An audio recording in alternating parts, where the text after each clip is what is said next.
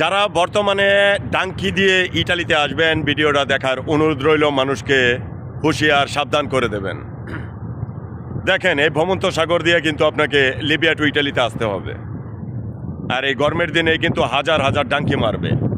এই গরমের দিনে ধরেন মানে কিছুদিন পরে আপনার নিউজ পত্রিকাতে দেখতে পারবেন যে মানুষ টাঙ্কি মেরে ইটালিতে এসে ভরে যাচ্ছে, কারণ ওই শীতের দিনে তো অনেক মানুষ মারা যায়।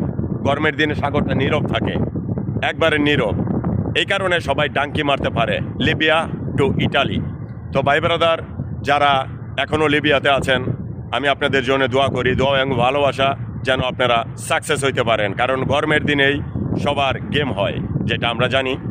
গরমের দিনে গেম হয় এবং কি গেম সাকসেস হয় না ভাই ব্রাদার। তো আমার আদরের ভাই বোনেরা, যারা আমাকে ইউটিউবে ফলো করেন, ফেসবুকে ফলো করেন, ফলো করতে থাকুন। কথা হলো, আমার আপডেট কন্টিনিউ চলতে থাকবে। ঠিক আছে, আমার আপডেট কন্টিনিউ চলতে থাকবে আপনাদের পক্ষ নিয়ে। তো ভাই ব্রাদার, বেস্ট অফ লাক, ধন্যবাদ।